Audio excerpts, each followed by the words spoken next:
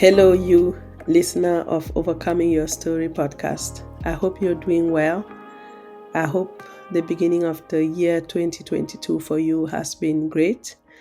As for me, I didn't post any podcast episode last week because I've been battling COVID. I managed to escape COVID until my third daughter, who is 2, went to daycare and brought COVID to the family. We were all sick, but the babies recovered quite quickly. Me and my husband, we recovered too, but we have this lingering cough, and my voice is cracked and changing. I have like fluctuating voice, and I have a cough still, but hopefully it will go away soon. So today again is another guest episode where I'm a guest on someone's podcast. And this episode is very special to me because I recorded it with my friend Rosie Yeung, who is the host of the Changinglenses podcast. Rosie and I used to be colleagues. We met at work and we became friends. She's so compassionate and I really enjoyed having the conversation with her. So Rosie is an entrepreneur and she's really about dismantling systemic inequity and also helping people without privilege survive systems that are oppressive to them. So she's a speaker, she's a coach, she's a podcaster for justice, equity, decolonization, and inclusion.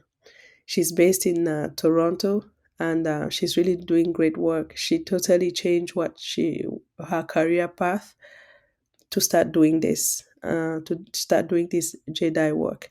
So yeah, you hear from the conversation. So we talk about, again, it's me sharing my story, but with emphasis on different aspects, on racism, on my life in Switzerland, and how it shaped me, how things look like from the outside, where I really look like I was thriving with all my achievements, and how I live things on the inside. I think it's really very important to talk about these things because some people, they just look like they have it all together. They just go from achievement to achievement and everybody's just cheering for them. Everybody expects them to just always be doing well because they've always done well. Everybody's just so proud of them, and then they don't know that sometimes these people, they feel hollow, they feel empty inside. And that's what I was going through. And I know there are many people like that and they don't feel good enough and they really suffer. And then the achievements, they come at a really big price. And and then they don't let it show because they are ashamed or they're afraid of disappointing. They are people pleasers. They want to make everyone happy.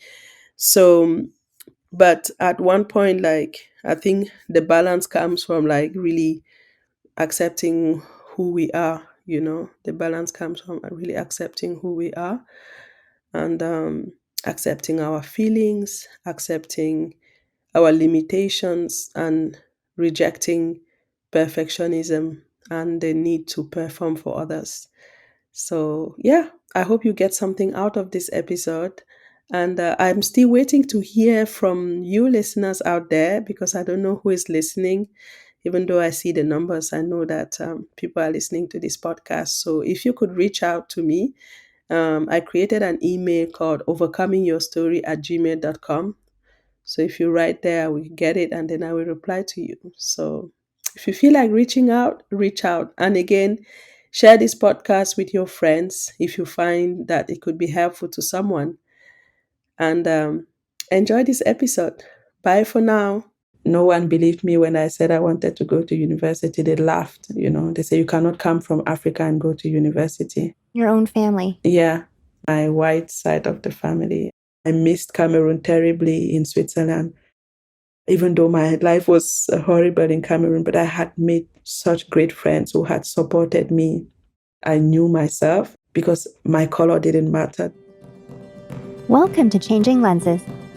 You're invited to step into the lives of people on the front lines of discrimination, racism, and exclusion, to see the world through their eyes, and to hear their personal story of their fight for social justice.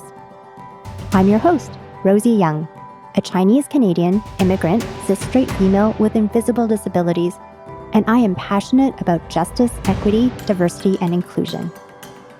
Do you also want to see social change happen? Then please join me in Changing Lenses. Each episode is hosted on colonized land that was taken from many Indigenous nations, including the Anishinaabe, the Huron-Wendat, and the Haudenosaunee Confederacy. I seek truth and reconciliation with First Nations, Inuit, and Métis people of Turtle Island. And I call upon us all to decolonize our thinking, not just our systems. Now please, enjoy the episode.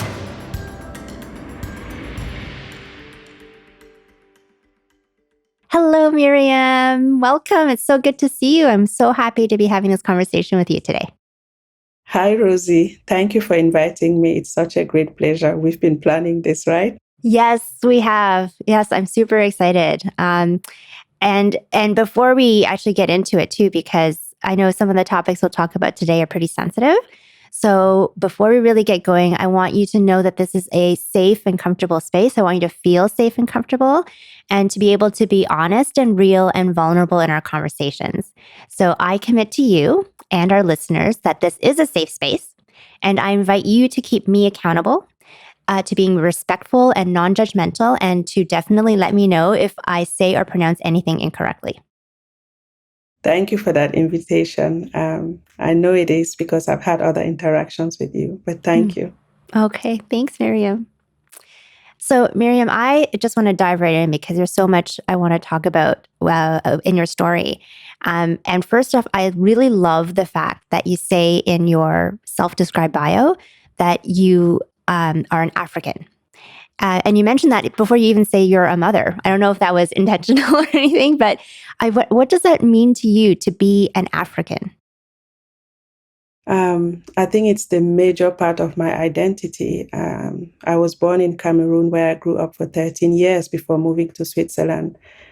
And I define myself first as an African, not necessarily as a Cameroonian, but as an African in a whole, because I think we all come from somewhere. And Africa is my home. Africa shaped me.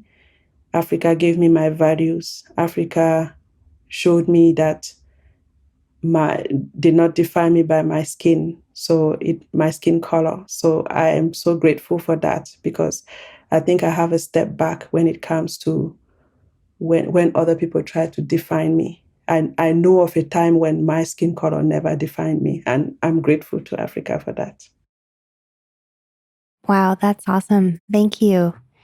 So, I mean, I've had the pleasure of actually visiting a few countries in Africa when we both worked together, right? At the same organization.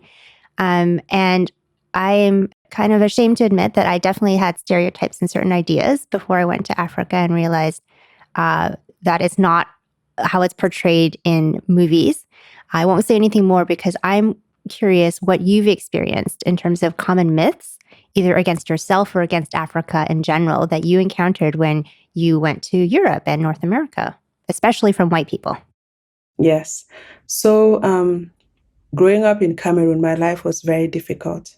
I had a very, very difficult childhood, but there were two things. So there was my personal history, my personal story, and my family story, and the story of like being Black. So in Cameroon, I never had a problem with my skin color. I still don't have. And because that was not the most defining thing. It was being honest, working hard, trying your best. Those were like just being a human being. And for me, when I moved to Europe, I stopped being a human being and I became a Black person, or a Black woman, or a Black girl. I was a teenager. And that didn't come with positive stereotypes. I wouldn't have minded if it was maybe just to label me and it didn't have consequences. What I noticed straight up at school was that they wouldn't, for example, give me a test to see my level of education, because they assume that I come from Africa. It's all kids. They told me kids who come from Africa, they don't go to school. So they know. So even in my, I was totally confused. So I was speaking English in Cameroon. I came to Switzerland. I had to learn French. But for me, it didn't mean I became stupid. I still had knowledge, but just in one language and not in the other. I just had to translate the knowledge into another language. So for me, I didn't see, I just thought it was a matter of time before I knew the language and then I translated the knowledge. But I was not given that opportunity. My teachers, they kept putting me, they wanted me to do an apprenticeship. And I knew, coming from my childhood trauma, that the only thing I had going for me was school. School was the most defining thing in my life. I come from a family where people cannot read and write. And because my uncle forced me, where at one point, to every evening I had to sit with my book open on my lap and look into that book. I couldn't speak unless I was spoken to. So sitting there with the book, at first I was bored, and then I started reading in this book, and I got better and better at school. So when things were not falling apart, crumbling around me, I had school for me. It was what defined me. And I come to Switzerland, they tried to take that from me. So for 3 years, I went to every single school in my little town where I immigrated to, because they would put me in a level like people who would do an apprenticeship. My grade would be so high that they would change levels. I did that for 3 years. And I came to a class where the people had been doing the same, I don't know if they were in Italian, they had been doing Italian for 4 years, or in math science, they had been doing it for 4 years. And they were in their last year and they had to take an exam to go to high school. So I arrived in that last year, and my teachers, they said, it cannot be done. It's not possible. You cannot do it. You cannot catch up with 4 years of studies. I'm like, you don't know. I will try. So after Miriam, sorry, when you arrived in Switzerland, you were in the last year of high school? No, I was not even in high school yet. I was still in secondary school. And in secondary school, mind you, they already knew that I could not do it. It's really, for me, it's crazy because they had determined already at 11 years of age which kids could go to university and which kids could not go. For having been through all the system, all the immigrant kids, they were bonded in the path that led them to working in stores and doing working in stores. And then the next level were people who would go to technical school and do an apprenticeship. So I was with those people too. You had Swiss and immigrant kids there. And the last level, where I came in the last year, it was only children of bankers, lawyers, doctors, all the professionals. Professionals in that city who knew the value of education. Their kids were. And I was thinking, wow, at 11 years of age, if you're not lucky as an immigrant that your parents can advocate for you because they don't understand the system, where you're lost already, actually, because you're already streamed into a path that will block you later from going to university. Wow. So, I mean, we've heard some of that in the media here in North America now, like the stories, people who have Black skin have experienced this their whole lives through generations, but we're just starting to hear this now as a white society. I think that is coming out, but it's very telling that it's not just North American. That in which city was it in Switzerland that you immigrated to? So I immigrated to a small town called Yverdon-les-Bains near Lausanne. Okay. Where I lived for 10 years. And but it was just not being seen. I knew that I was not seen as, Miriam was not seen. It's the Black girl who, the Blackness was seen. And I was defined by that all-encompassing Blackness, and they couldn't see Miriam, who liked school in Cameroon, who in a class of 100 was like the best student or the second best student. No one wanted to hear that. They knew that people from Africa don't go to school. And they actually told me that. So it made me very rebellious. And I was out to prove something. I was obsessed. I was working round the clock. I wanted to prove to them they were wrong. And I think it shouldn't have been like that. But in that year before going to high school, I actually passed. I was actually the second best student in my class, even though I was learning French, German, math, and everything. Yeah, and my teachers, they apologized to me. They said they never knew it was possible. And at the time, I didn't realize the violence, because you have to see that my teachers for 3 months when I came to that level with the rich kids and everything. Every Monday when people were going out for recess, my teacher told me to stay back, and she would ask me, do you want to go back to the level you were in before? I would tell her, no, I don't want to go back, because they kept putting pressure on me that I would fail. I was not in my place. I should go back to the level before. And I refused. And at the end of the year, I was the second best student. So I caught up with everything, and I passed my exam to go to high school. And in high school, I started at the beginning. I was not catching up because Oh my goodness. yeah. That's amazing. I'm so proud of you. Yeah. Thank you. I'm just thinking about, because for our North American listeners, they may not be familiar with the schooling system. So when you say secondary school, how old were you when you went to Switzerland and started schooling there? 13 years old. Okay. So 13. Yeah. So in North America, that would be our grade 8, starting to go into high school, right? Yeah. And when you say, I didn't realize at first when you said the levels. So physically, the classes were separated with basically like the rich kids that were going to be the bankers versus who the teachers thought would be the dumb kids that would just not have a great career. Physically, you're actually, wow. Yeah. And I visited everyone, because they put me with the kids who would stop school. And there you found all the immigrant kids. It was just maybe 1 or 2 Swiss kids, but all the immigrant kids were there. And the middle level where you could go to technical school or do an apprenticeship, there it was a mix. And actually that class was a great class for me, because I felt very comfortable. The teacher was really good. My classmates were amazing. At the end of the year, I was building friendships, But I had an obsession. I wanted to go to university. I didn't know what I would study, but it was too important for me. It's as if going to university would give me the value my parents didn't give me, Yeah. So can we talk a bit about what it was like for you growing up in Cameroon? I feel like I almost started at the wrong end, but I was just so fascinated by that African identity that you brought with you to Switzerland. First of all, and this is also what I think I want people to dispel the myth that first of all, Africa is just not one big uniform place where everybody's the same. It's made up of many, many different countries, very different cultures.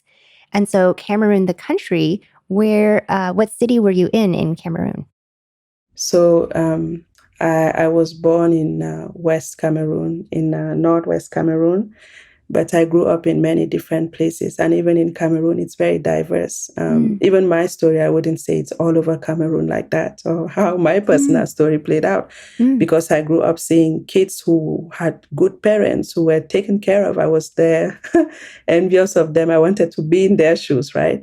So, and that was in Cameroon. So, but my mother was married very young, at 14, to a man who was a polygamist in our village, so she didn't know it was her marriage, the first time to marriage, I would say. And she had a first daughter that she lost at 8 months of age, and then she had me. And in that context, there was a lot of pressure on her, because a woman who didn't have children, it was as if it was the worst thing, And so they were putting a lot of pressure on her. So I came into the world not as I was awaited, but I had a purpose. I was a tool. I would free my mother from all that pressure. So I would say that's why I'm very anxious today, because I'm sure it was not fun for her. So when my mother had my sister, she ran away. She took us and she ran away with us. And then she left us with our great-grandmother. So my mother was not raised by her parents. She was raised by her grandparents. Her mother was raised by other people. So there's this cycle of not raising children in my family. And that causes so much trauma, in that there's always this doubt of your identity, of if you're connected, if you're accepted, of your worth. You always kind of struggle with your worth, right?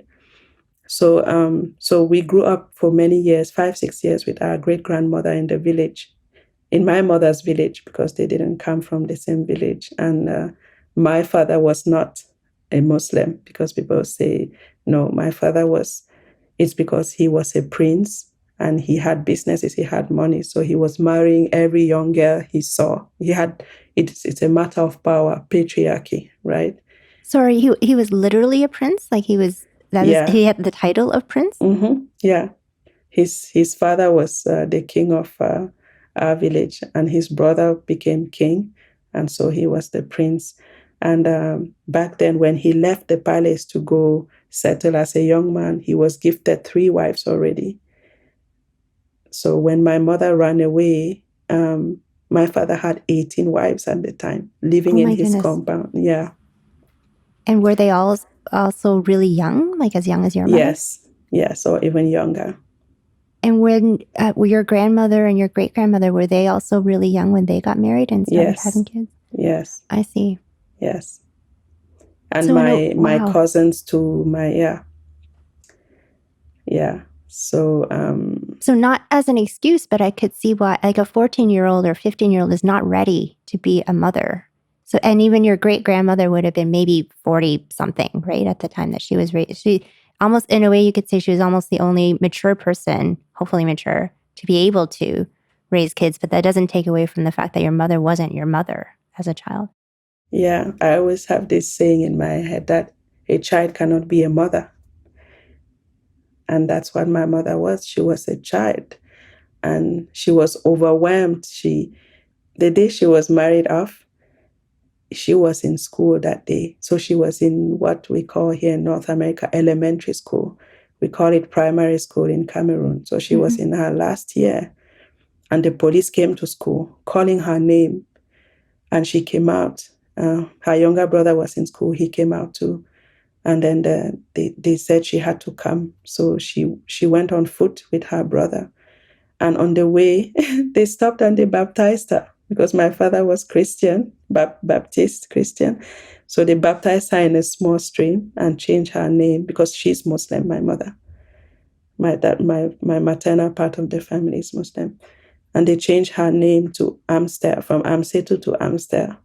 And they took her to my father's compound. And there were people there ready to start a ceremony. When she arrived, they put a cloth on her head, as is our tradition, and they started ulule, and they started a ceremony. And actually, she was married. So her grandparents had negotiated a bride price with my father, but she didn't know anything about it. So they took her from school and they married her on the spot. And I think that in itself, I mean, how can you, it was a recipe for disaster, I would say. So we grew up changing a lot. So from my great grandmother, we were raised also. I was raised by an uncle, by another uncle, and then 3 years with an alcoholic woman before moving to Switzerland. And before moving, I didn't want to move anymore, because through all of this, the hope was that my mother would come and take me one day. She never came. She visited, and it was really painful because she came and went, but she never came and took us. So by the time she wanted to take us, I had been my own caregiver for years.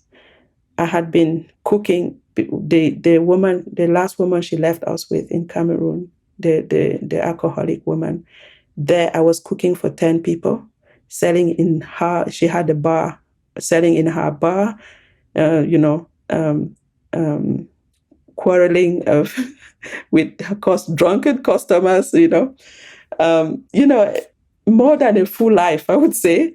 So I didn't want to go. I didn't want any new surprises. So I told my mother, please rent a room for me in Cameroon and let me go to school. That's the only thing I want. I want to go to school. Wow, I'm so sorry, Miriam, that you went through that as a kid. And I to the extent that you feel comfortable, because I know right now that's part of your really brave and important work, is helping others and helping yourself to continue that process of healing from your childhood and what you went through. You already have talked a lot about it, but what can you tell us a little bit more about the experiences as a child? Like what it was, I guess, maybe what is most memorable to you that informed your desire for education and even a bit the person who you are today? My desire for education. When at 3.5 years old, all of a sudden you don't lose them. Not that they die, but you lose your mom and dad.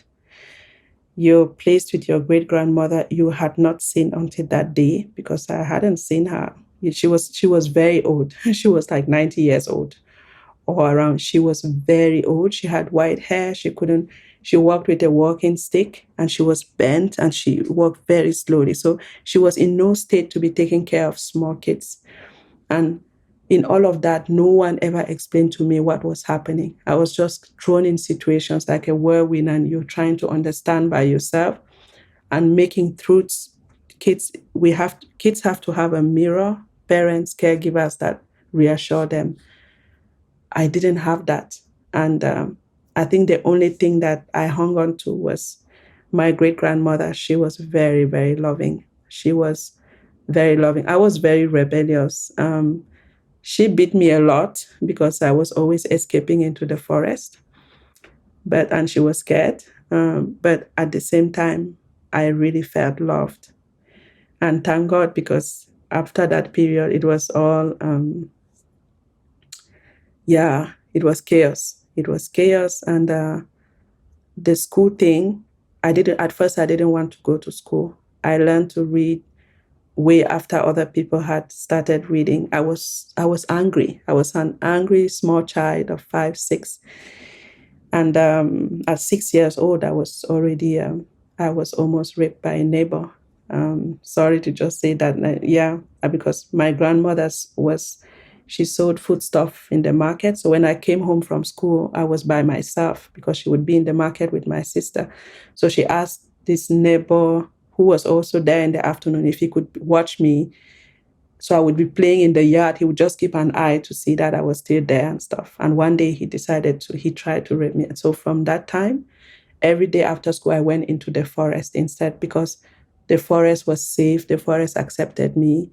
The forest did not insult me. I didn't have parents like other kids did. The forest did not try to harm me. So I think that love of the forest, it's so strong in the way I build myself, nature, greenness, trees, leaves. It was, for me, it's when I talk about it, I have goosebumps. The forest is something. It built me. It made me feel calm. And so from my great grandmother, since I was not doing well in school, that's why they sent me to my uncle. And at my uncle's, he was very abusive physically, very strict. And so I had to sit there every evening when I had finished my chores with my school books on my lap. He couldn't read and write. And from there, I started reading. At first, I was bored. I was in my mind. I was rebelling in my mind. I don't want to be here. Right. But since I had no choice, I started reading the books. And I saw that the more I read, the better my grades got in school. So it became the only thing I did well, because there was no reflection. I was a good person from my environment. No one told me, you're a good kid. I did not have any sense of self from a caregiver giving me that identity that, Miriam, you're this or you're that. I didn't have time to experiment, play, even know what color I like. I didn't have time for that. I was in chores and so school was the only kind of thing that I did by myself. No one intervened, and it worked out. So that's why my identity was so tied to school. Wow. I can completely see that. So your great-grandmother didn't know how to read or write either? No. All the adults that you lived with, none of them could read or write? Even your father, the prince, he could read and write, but I only lived in his compound until I was 3.5. But he could, yeah. Right. But he obviously didn't bother trying to teach you how to do that. Well, my father had 18 wives, and when he died in 2005, he left behind 76 children. So I don't think with 76 children, even if you could teach, I don't know how you could do that, So, yeah. Wow, my mouth is hanging open. Okay. Yeah, and it's not a Cameroonian thing. Even Cameroonians are shocked by this. Okay. Okay. Because people always say, oh, but maybe that's how it is in Cameroon. I'm like, no, it's because he was a prince. He had power. He had money. It was just like, he would see a young girl and then he had to marry that young girl. That's how. And I'm kind of going off topic, but I'm still thinking about how your mother was basically kidnapped and forced to marry him. And even her religion was stripped away. Like with the rest of your family, they were all Muslim, or would you call yourself a Muslim? I was raised part a Muslim. All the years I lived with my great grandmother and my uncle. So for maybe 8 years, I was raised as a Muslim. And when I was with the alcoholic woman, I had heard news that my father was a Christian, a Baptist. So I decided to become a Baptist because this woman was a Baptist. So I started going to church. And those 3 years going to church was so, so helpful because I didn't have anything to hang on to. And church gave me comfort. The Bible gave me comfort. I lost that at one point because when I came to Switzerland, my mother was married to a white Swiss man, and it was forbidden to go to church. So I just fell off the bandwagon of going to church. Yeah. Sorry, your mother was married to a white Swiss man. That's why you immigrated to Switzerland, was to go with them. So your mother did come back for you, I guess? No, so when my mom left for Europe, she first went to Spain, and she left us with this alcoholic woman. So at that point, she had decided that her family were not treating us well, and she would leave us with a friend's mom. But she didn't do her due diligence because this woman was an alcoholic. She didn't come back to take us, but from Spain, she went to Switzerland. And there she met a Swiss man. They married. And then, because all this time she was undocumented. From Spain to Switzerland, she was undocumented. So when she married this Swiss man, she had documents. And 6 months after they married, we came to Switzerland. But 3 years had passed the whole time between Spain and Switzerland. She had been gone for 3 years. But the whole time in Cameroon, my mom was involved in my childhood in that she came and visited us every 9 months, I would say. She would come and visit, but she always left after 5 days. So reuniting in Switzerland, she left small kids, and now she has teenagers, very angry teenagers, my sister and I. And actually, there was no space to process what had happened to us, in that she had told many different stories to her husband. And we soon realized that by telling our truth, we were going to jeopardize the union she had built on a basis we don't know because we were not there. So we were again left with our stories locked in us, the pain, the confusion. There was no space to process. And I was just really very angry. And then all the racism, also racism in the family. I would say prejudice, not racism, in that no one believed me when I said I wanted to go to university. They laughed, they say you cannot come from Africa and go to university. And in your own family? Yeah, my white side of the family. So your mother's husband was white. The Swiss man was white. Mm-hmm. Yeah, he was a white man, a white Swiss man. Even him, like many, the cultural difference was huge. So as a parentified, traumatized child, I took on this role of peacekeeper, translating to my Swiss dad, this is what my mom said, this is what.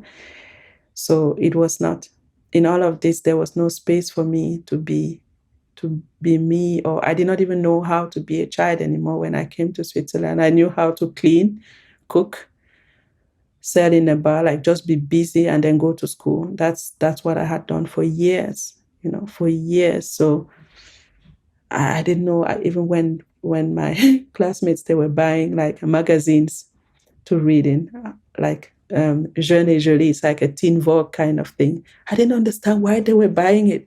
Well, I would go, but what is in there? But what? I didn't understand. Oh my goodness. Jeune et Jolie, young and pretty. Yes. Mm-hmm. Jeune et Jolie, exactly. Did you feel Jeune et Jolie? Not at all. Mm-hmm. I did not even know who I was. I was just so confused. I missed Cameroon terribly in Switzerland, even though my life was horrible in Cameroon, but I had made such great friends who had supported me.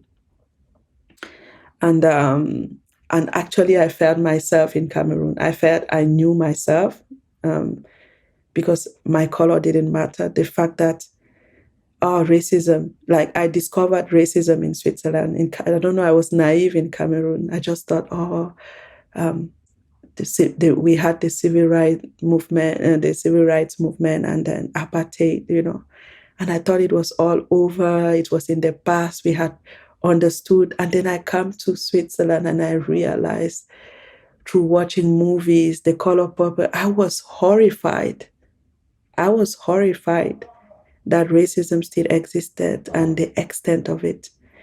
So, yeah, I begged my mom to send me back. Of course, she wouldn't send me back to Cameroon.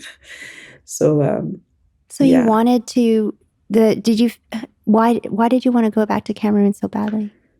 I felt with my Swiss dad, it was not a good situation.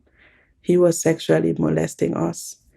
We had a mom we didn't connect to, and there was racism. So I was feeling, at this point, I can be my own boss because I know how to take care of myself. I've been a mom to my sister for years, like really a mom, supporting her, cooking for her, helping her with her homework, like everything like a mom. I'm like, I could just go back, rent somewhere to stay and go to school because that's what I'm interested in. And I didn't have any interest. So, I'm like, maybe I will be in a context where I feel comfortable, and then I go to school and then I try to build myself that way. But that's why ignorance is really something terrible, because at that point, I think we needed intense trauma therapy. Mm-hmm. My sister and I, we needed to, and we saw doctors, they updated our vaccines. No one saw anything because we were so quiet, so polite, so no one saw anything. We saw doctors several times, getting checks that everything was fine health-wise, and no one asked. So, You were so quiet and so polite. Mm-hmm. I think you also described when you were a child in Cameroon that you were a bit rebellious. Like your grandmother would sometimes feel like she needed to beat you because she was afraid for you, and how you're... did you think, was that a change coming from Cameroon to Switzerland? Did you become so quiet, so polite? I became quiet when I spent 2 years with my uncle, and he wouldn't let me speak. And the slightest thing I did, he would beat the hell out of me. So I became only rebellious in my mind, Yeah. So I wouldn't agree, but I knew I did not have any space to express it. So, yeah, that's really toxic stress, because one is angry inside, and thinking things. There's no one to even help you process and see that maybe it's not really the truth, because you're still a child, actually. So you take things in, and then you say, oh, it's because it's me that I'm treated like this. That's what I deserve, because there's no one to mirror to you that that's not what you deserve.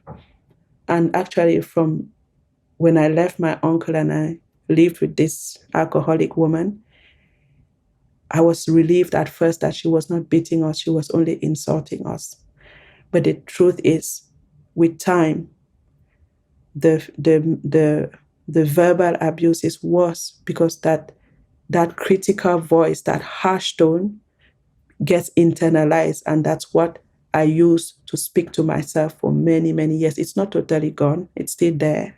I'm trying to, it's less than before. I can talk about it, all the shame and guilt.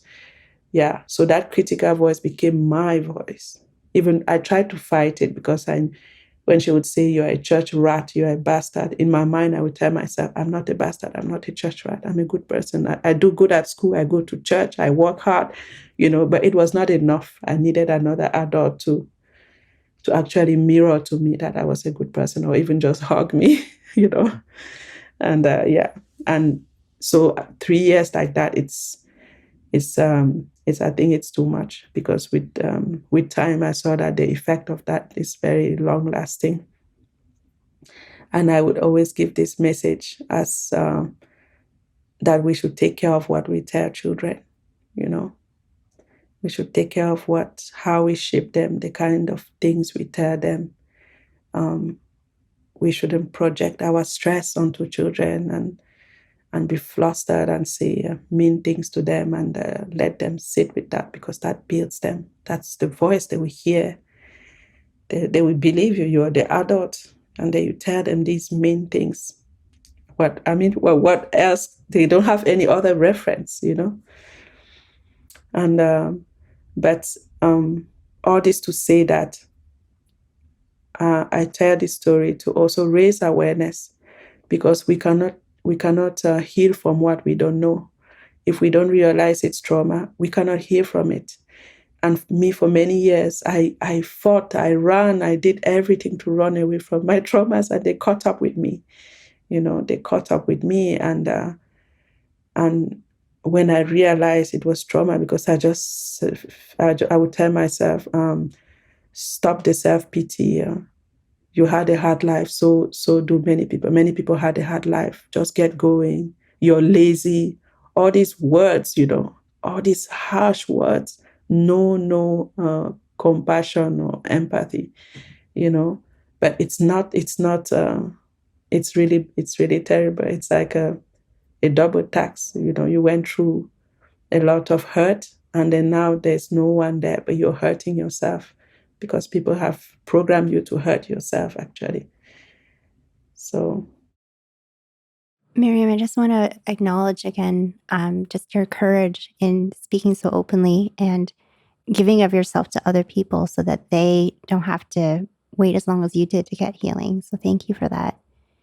I wonder, because I see that, like you said, the words, what's that old saying? Sticks and stones may break my bones, but words will never hurt me. It's not true. Not true. And the words we can leave. Strike all of that. Right, exactly. Yeah. And it's even harder because, like you said, you could go to the doctor. Your doctors didn't see anything or were blind to things that could have helped you. But even with physical beatings, there would be bruises and scars that people could see. With all the other things that you went through, including the sexual abuse, including the verbal abuse, alcoholic abuse, those leave invisible scars and pains, wounds, but they're very real, very deep.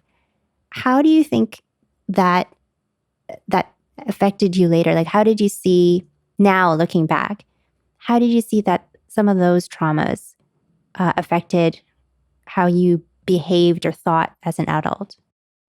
Yeah, thank you. That's a very powerful question. I think it came first from the shame of the life I lived, just shame of saying, this is like, I couldn't answer simple questions from, I don't know, university mates, when someone would say, "Oh, is your father still in Cameroon?" I wouldn't answer that. How many siblings do you have? I don't want to say I have 75 siblings. No. So at one point I found a parade with that question. I would say my mother had 2 daughters, that was it. Because, for example, I did my bachelor's at the University of Geneva, where the kids who came there, not kids, there's other students, their parents were lawyers, bankers. Some of them wore like brands to school, Louboutin shoes, Okay, I was super broke. I didn't have money even to buy myself a sandwich. But how do I start telling this person where I come from? how do I didn't have the words at the time. I was just so ashamed. I was ashamed someone would meet my mother and they didn't speak perfect French. I was so ashamed of that. So I wouldn't let my mother come to anything when that concerned my studies, where I was with my friends. I would try to avoid inviting people to my apartment where I lived with my mother and things like that. So yeah, the shame and the guilt, like just this feeling that I was broken, that I was broken, and I was fighting it with all the life I had it be. I was like, no, but you cannot be worthless if you manage to have a bachelor's degree. Look at you. I was trying, but yeah, no, it was. And after my bachelor's, I had a scholarship or several scholarships to go do my master's at the London School of Economics. And that's where things started crumbling for me, because this sense of inadequacy, of not fitting in, was even stronger, because these were like kids some of them came from really extraordinary backgrounds. I just felt I couldn't tell my story. So I had a polished version. I would tell people not to alarm them, because I was afraid of pity. I felt if I told my story, people would pity me. And that was worse than, I don't know, that was the worst thing for me, the feeling. I'm like, I don't want to tell anyone this happened to me and they'll pity me. I didn't want pity. But what I didn't know at the time was that I could also have maybe compassion, empathy. I didn't know about that. I only saw pity, and I didn't want that. So I would say a light version of, I grew up in Cameroon, then I came to Switzerland, then I went to school, and then I had my bachelor's from the University of Geneva, and then I got accepted into the London School of Economics, and then I got a scholarship, and here I am. Right? Everything's good. Like you had, and it's like you had the same history as other rich kids or kids who didn't have a traumatic background. Yeah. So I canceled all the trauma from my narrative of myself. And but some people, I think they were still very curious, because some classmates would say, oh, we realized that you must be the daughter of a diplomat in Geneva. That's why you came from there to come and do your master's at the London School of Economics. I would laugh and say, haha, no, that's not it. But I wouldn't say more. I would just say, no, that's not the story, Yeah. Do you think that they thought of you as a diplomat because you weren't white? Like that would be the only way that you would have come from Geneva? I think it's tied to that. And at the time, I took a lot of time polishing myself. If you saw, I didn't look like my trauma. I didn't look like my past. I put fake hair, because I at the time, or black girls, I wouldn't like show my natural hair like I'm showing it right now, speaking to you. So I had this long flowy hair I had all the time that I would brush. I put makeup, not too much, but I put makeup. I was very, very slim. I kept myself like that on purpose.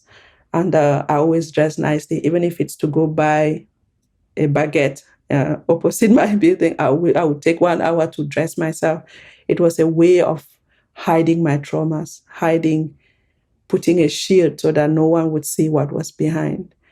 And I read this book in high school called The Picture of Dorian Gray by Oscar Wilde. I felt like Dorian Gray, that I looked good in society, but behind, because Dorian Gray was someone who was good in society. He was very handsome. Women liked him. And then behind, there was this ugly side. There was this picture of him that was rotting. That I really felt like that. I felt like I was fake. I had this perfect image I was projecting to the world, what I thought the world could handle from me. And then behind, there was this story that was so painful, that was turning in me, that wanted to come out, but I didn't know how to let it out. So that's how I lived in my 20s, when I graduated university. Starting work was that was a transition that was not easy. And we're going to talk about that. We are going to talk about that. Yes, there's so much here that I think we definitely need a part two. So we'll save that for part two because I think there's going to be a ton there too. Miriam, I really relate to everything you said about hiding, and everything looks good on the surface. But people on the outside looking at you, they just, by the time you got to London School of Economics, I bet they just saw a bright, beautiful, successful young woman. In their minds, white people probably thought, oh, she beat the odds. She left that poor place of Africa, and she's one of the few Black people who could do this or whatever. They thought all they thought was somebody successful, and they never bothered to find out beneath, or you wouldn't let them also because of your trauma. I'm wondering things have come some ways around even mental health and how supportive people want to be or are more aware that there's stuff below the surface that we don't know. Because it's not safe for people who have experienced trauma, they're not going to just tell people this, right? But as a person who wants to be compassionate and maybe is just not aware, for friends and family of people who may have experienced trauma, what are some signs maybe that they could see that they could, or how could they, do you have any advice for people who want to be supportive to people to people they care about who've experienced trauma?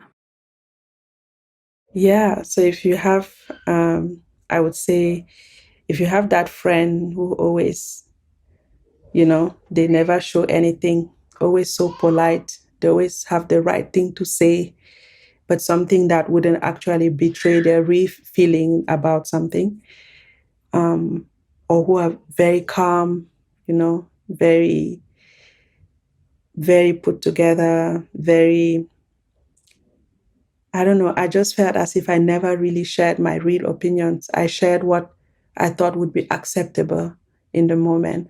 But I think if someone looked a bit closely, even my story, there's one person at LSE I told my story to, and from the get-go, he told me, there's something with your story. It doesn't, how do you say it? It doesn't add up. I was so upset. I said, how can you say it doesn't add up? It's my story. I know my story. What he meant was that what I'm saying, there's way more to the story than what I'm telling him. And that person, he saw it from the get-go. And at first I was very upset at him. But he made the effort to build a bit of rapport with me and build a bit of trust. And he's the first person I told my whole story to. And today I will always be grateful to him, because I think until then, I didn't feel as if I could tell somebody else the whole story. I told him the real story.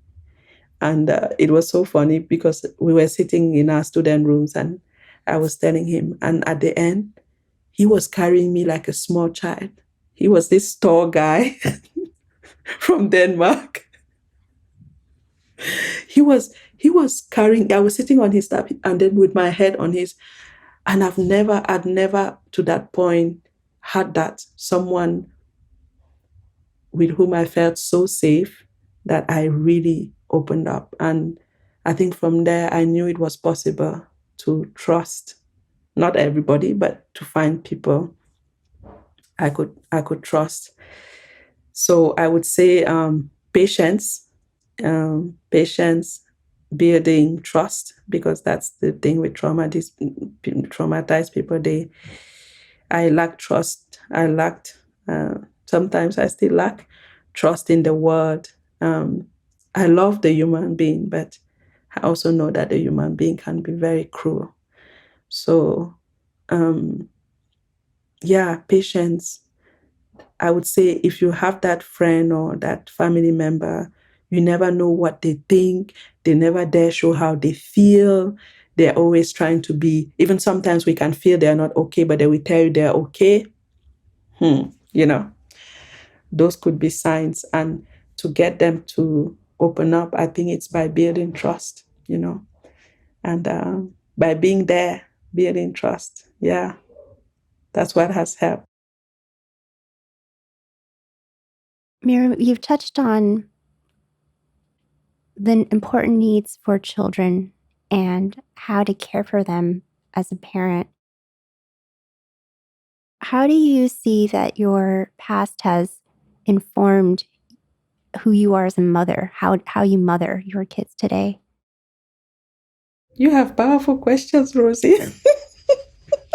I'm genuinely interested. And I think mothers out there probably want to know this too. How can they be a better mother to their kids, right? Everybody wants to know that. Yeah. So I have 3 daughters of 7, 4.5, 1.5. So full of energy. You're a busy mom. I'm a very busy mom. It wasn't easy becoming a mom because all of a sudden I was confronted with what am I going to transmit to my kids from my past, from my own personal story? What am I going to? It was an obsession at one point. What am I going to teach my kids? And I had 3 pregnancies. I was induced 3 times, and I think that's also linked to trauma because I so didn't trust my body to do the work that, I wouldn't go into labor. My body never went naturally into labor. So each time it had to be through induction, medication and stuff. So 3 times, and and I had postpartum depression 3 times too. But what I would say is that in my obsession, because I'm perfectionist. I'm a perfectionist. So I had this obsession of giving to my children what I didn't have, and I was lost. But what I accept now that I'm working on not being that one, I don't have to be a perfect mother to be a good mother. There's what they call good enough parenting. We mess up, we have slip ups. If I have an outburst, I apologize. Sometimes I see that I get triggered quickly. I take a break. Mommy goes to timeout too. Timeout is oh yeah. I'm an advocate for timeout for parents. Take a minute, go to the room, breathe. Drink a tea, and then come back more refreshed and ready to engage with your children. So I also accept that what I want to teach my kids, I don't know. There are things I want to, like, I want my kids to know how to regulate their emotions. First, to be able to recognize their emotions, because I think it's as important as academics these days for me. But I know I don't know how to do that. So what do? I reached out to a public organism here, and so there's this social worker. She comes to my home and she's teaching my big daughter how to regulate her emotions. And so like so I'm there too. I'm also learning, right? Because the skills I will also like continue teaching them, and we keep that framework because it's really good. And just a side note, this woman, she's also from Africa, and I saw how do I say it? It's great to have someone who understands my context without me, and she understands the reaction. She's a professional, she's a social worker, but there are many things that she could already pick on. And so she's helping us. So I'm learning that. I'm also learning to manage my own emotions, because I have many big emotions I haven't processed for years, because I know that what is happening for me inside is not what is happening for my child. So even if I'm triggered by my child, I know that she's being a child. She's not there to trigger me. And so all this awareness, and letting them guide me. They have 3 different characters. Their personalities are different. So I adapt to the way I see they want me to love them. And I love them in the language, in the way they would receive it as love, right? And like just being open like that and learning. And I also tap a lot into my intuition of how I feel about things. And But it's good. It's like having the childhood I never had. Now I know all the Disney movies. I know everything. um, I know the songs and everything. Oh, So, yes. oh yeah, I know the songs. Baby Shark. Yeah, tell me about Baby Shark. I hear, I'm not a mom, but lots of friends who are of kids I'm hearing about Baby Shark a lot. So. Yes. Miriam, So I'm so interested. The social worker then it's covered by healthcare. You don't have to pay for the social worker? no, I don't have to pay for the social worker. It's just I would advocate for asking for help. That's one thing with trauma. The effects, we don't ask for help because we think it's too much. What other people think, we think it's showing weakness or showing that we are not okay. It's the worst thing that can happen. And asking for help is important. It's just because I called, because we live in Quebec, the 811 number, and I explained, oh, my child, she has this anger outbursts. I don't know how to manage them. Can you help me? And now we are learning skills. It's fun. The woman comes, like we draw together, and then we chat. She's really good. And yeah, so I'm learning too, right? Because I know that's what I want to achieve, but I don't necessarily know the path to get there. And even if you haven't been through trauma, even for other parents too, sometimes we know, oh, this is what I want to bring my kids, and we don't know how to do it. We just ask for help. There's help out there to support us. I read books. I read a lot of books. I'm in groups on Facebook where I can ask questions or, to get support from other moms. Yeah. Miriam, I think it's really important to your point that the social worker it happens to be she's from Africa, but that makes a difference and it helps you, it helps her to understand your family. I'm coming from a Asian Chinese background. I've often asked myself, like, how much of what I see from my parents, how much do I think is that cultural or is that personality? And is that a East versus West thing? And I'm sure it's some mix of all of it. But you already made the point that Cameroon is not one culture, Africa is not one culture. Do you think that there are cultural elements to how? Your abuse was abuse, right? That's just wrong. But do you think there's also cultural elements of the way people thought about raising you? Even the fact that they spanked you, like your great grandmother, she didn't abuse you, but she did spank you, and that's not so common here. How much of that is a factor? Yeah. There's what is culturally accepted, right, as a norm in a place, and it's true. Spanking kids is normal in Cameroon, and but these are things I think we live in an age where we can question these things. We can question, we can read the research and say, okay, we've always done it like this. This is our culture. This is how we do it. We marry kids at 14.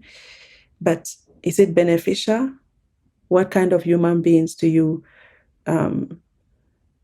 create? Do you send into the world? Do they live happy? Do these things have consequences on them the rest of their lives? And we know that it's yes for every of those questions. So how do we as a people? That's where it will take bravery, it will take time. How do we as a people question something that is part of our culture and change it? Candace, my co-host, used to say, culture is for the people. And when culture doesn't work for the people anymore, we have to change the culture. So I would say, yes, it could be part of our culture, but we live in this wonderful time where we can sit here. You're in Toronto, I'm here. You can have a chat with anyone from around you, and we can question these things. Do we want this? Is this what we want to keep doing, knowing that it has consequences, right? Yeah. And it takes a lot of bravery, because sometimes, like now, if I come and I say this in my family, everybody will be like, what are you talking about? we knew you were weird, but really, you're becoming weirder by the day. You see what I mean? So Oh, it's yeah. not easy. Yes. That hits on something important too, because then even in your own family, you can feel kind of outcast, right? Or you feel like you don't quite fit in. Yes. And I really resonate with that. I don't really have, I was spanked as a kid.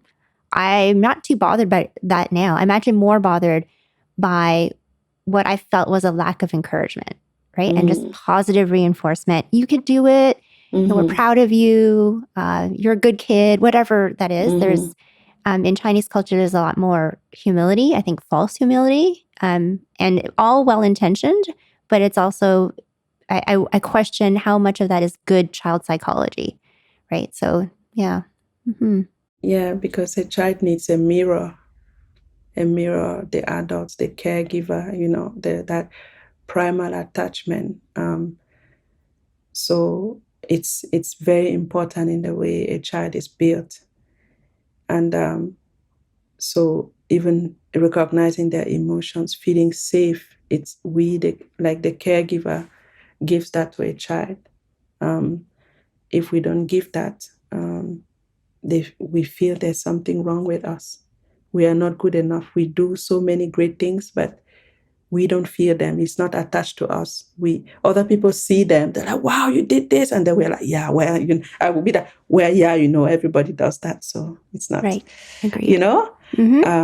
Not accepting that actually, yeah, everybody might do it, but you did it, and it counts. Yeah. Amazing. Miriam, you've already given us so much, and our English-speaking listeners, I think, will find this very enriching. I wonder, I've often thought about our French-speaking Canadians, who I sadly can't offer as much to because my high school French is pretty bad. But would you feel comfortable sharing a little bit in French to our French listeners, and maybe a word of encouragement that you really want to leave for people, especially people who've been affected by trauma? J'aimerais vous dire que quelque chose vous est arrivé et il n'y a rien de mauvais en vous. C'est quelque chose qui vous est arrivé sur plusieurs années qui fait que vous vous sentez brisé. Mais sachez que si vous reconnaissez ce qui s'est passé, vous comprenez les effets que ça a sur vous, vous pouvez commencer à guérir de ces blessures d'enfance. Tout n'est pas perdu. Et j'espère vraiment qu'en partageant ces histoires difficiles, vous allez vous sentir moins seul. Vous allez vous sentir qu'il y a quelqu'un d'autre là dehors qui vous comprend. Parce que pendant des années, j'ai pensé que j'étais seule dans mon histoire. J'étais seule dans mon esprit. Je me dis, je suis quelqu'un de brisé. Personne ne me comprendrait. Personne ne me comprendrait. C'est ce que je me disais. Mais en fait, nous sommes beaucoup là dehors à porter ces histoires difficiles. Il faut juste oser en parler. Oser briser le silence. Oser se mettre dehors. Oser dire à un ami, un proche, un parent, un professeur, oser en parler, en fait. C'est le début de la guérison, de la liberté. Voilà. Merci. Merci beaucoup, Miriam. Merci, Cut bits Rosie. and pieces of that. Miriam, I treasure you. I'm so thankful and grateful that you were able to come on this podcast today on Changing Lenses. You definitely lifted some blinders from my eyes and showed me some of a different way of looking at trauma, and a different way even of thinking about parents and kids and how that affects us as adults. So thank you so much. You're a blessing. You're such a blessing to us. Thank you. Thank you for inviting me. You said this was a safe space, and it feels like that. So thank you. Oh, that's the best thing I could hear.